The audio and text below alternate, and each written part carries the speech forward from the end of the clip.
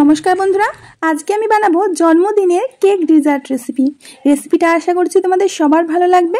মাত্র 10 মিনিটের মধ্যে 2-3টে উপকরণ দিয়ে তৈরি করে দেখাবো। বাচ্চারা যখন কেক খেতে বায়না ধরবে তখনই ঝটপট 10 মিনিটের মধ্যে তোমরা এই কেকটি বানিয়ে দিতে পারবে। আশা করছি বাচ্চা থেকে বড় সবাই পছন্দ করবে। তাহলে চলুন শুরু করি।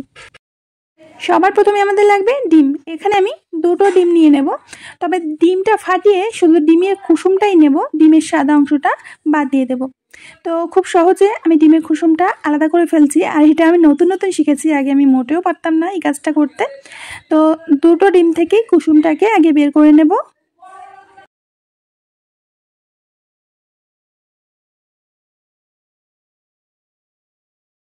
এখন ডিমের কুসুম দুটোকে খুব ভালো করে এইভাবে ফেটিয়ে নিতে হবে।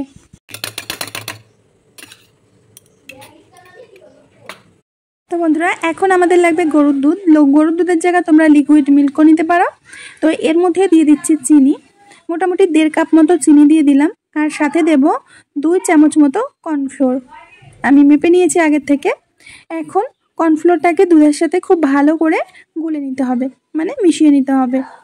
বন্ধুরা, বর্তমানে আমার শরীরটা ভীষণই খারাপ, এর জন্য গতকাল আমি কোনো রেসিপি দিতে পারিনি। তো যাতে ঝটপট তৈরি হয় সেরকম একটা রেসিপি তোমাদের সাথে শেয়ার করছি। তো ডিমের গোলাটা দিয়ে দেব।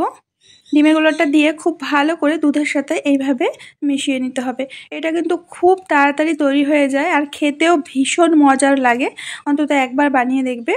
এদিকে আমি একটা কড়াই বসিয়ে দিয়েছিলাম, এর কড়াইয়ের মধ্যে এবার দুধটাকে ঢেলে দেব। এখন কিন্তু আমি গ্যাসের আঁচটাকে জ্বালাইনি, গ্যাসের আঁচটা পরে জ্বালাতে হবে। তো গ্যাসের আঁচটাকে মিডিয়াম করে দিয়ে এইভাবে অনবরত নাড়তে থাকতে হবে। এবার আর তোমাদের কোনো কাজ নেই, শুধু অনবরত নেড়ে যেতে হবে যতক্ষণ না এটা ঘন হয়ে যাচ্ছে। নাড়া যদি বন্ধ করো তাহলে কিন্তু এটা কোথাও দলা পাকিয়ে যাবে, কোথাও পাতলা থাকবে, এরকমই হবে। অনবরত নেড়ে নেড়ে এটাকে এইভাবে ঘন করে নিতে হবে। আর তোমরা দেখতেই পাচ্ছ একেবারে ঘন হয়ে গেছে। এখানে কিন্তু আমরা আর কোনো উপকরণ মেশাবো না, শুধু দুধ, ডিম আর চিনি দিয়েই এটা তৈরি হয়ে যায়। আর ঘনত্বটা তোমরা ঠিক লক্ষ্য করে দেখে নাও কেমন হয়েছে, আর এরকমই রাখতে হবে, এর থেকে ঘন করার কোনো প্রয়োজন নেই। তো এখানে আমি একটা কেক টিন নিয়েছি, আর কেক টিনের মধ্যে আগে থেকে আমি একটু ঘি ব্রাশ করে রেখেছিলাম। এর মধ্যে আমরা ব্যাটারটা ঢেলে দিচ্ছি। তোমরা বন্ধুরা বুঝতে পারছো যে আমার কথার মধ্যেও কোনো এনার্জি নেই, শরীরটা ভালো না থাকলে কোনো কিছুই ভালো লাগে না। তো এখন এটাকে ঠান্ডা করে নিতে হবে। তো প্রায় 30 মিনিট আমি এটাকে ঠান্ডা করে নিয়েছি। দেখতেই পাচ্ছ পুরোপুরিভাবে জমে গেছে। সাইডটা এইভাবে একটু হাত দিয়ে ছাড়িয়ে নিতে হবে, দেখতে পাচ্ছ। আর খুব সহজে এটা ডিমোল্ড হয়ে যায়। এর উপরে একটা প্লেট দিয়ে, তো প্লেটটা দিয়ে এটা উল্টো করে দেব এবার। বন্ধুরা, খুবই সহজ একটা রেসিপি আর ভীষণ হেলথি। তোমরা অন্তত একবার বানিয়ে দেখবে, ভীষণ ভালো লাগে খেতে। তো খুব সহজেই কিন্তু ডিমোল্ড হয়ে গেছে, দেখতে পাচ্ছ নরম তুলতুলে মজার কেক তৈরি হয়ে গেছে। আসলে এটা কেক না, এটা একটা ডেজার্টই বানিয়েছি আমি। এর উপর থেকে গুঁড়ো দুধ দিয়ে দিচ্ছি। যেহেতু আমরা কর্নফ্লোর দিয়ে তৈরি করেছি, এর জন্য এটা কিন্তু খুব সহজেই জমে গেছে, নরম তুলতুলেও হয়েছে, দেখতে পাচ্ছ। এখন এটাকে আমরা কেটে নেব।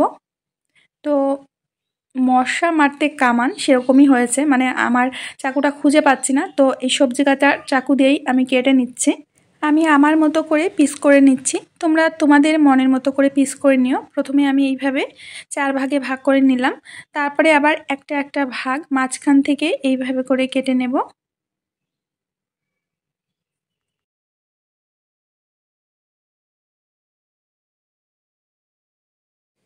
এবার একটা প্লেটের মধ্যে আমি সার্ভ করে নিচ্ছি। আর তোমরা নিশ্চয়ই বুঝতে পারছো যে এটা কতটা পারফেক্টভাবে তৈরি হয়েছে, দারুণ মজার ডেজার্ট। তো এটা তোমরা একবার খেলে মনে হবে যে আরও একবার বানিয়ে খাই। আমি প্রায় 20 থেকে 30 মিনিট এটা ফ্রিজের মধ্যে রেখে দিয়েছিলাম, তার জন্য একেবারে ঠান্ডা ঠান্ডা ডেজার্ট তৈরি হয়েছে। আর কতটা পারফেক্ট হয়েছে নিশ্চয়ই তোমরা বুঝতে পারছো। বন্ধুরা, আশা করছি আজকের এই সুন্দর ছোট্ট একটা রেসিপি তোমাদের ভীষণ ভালো লেগেছে।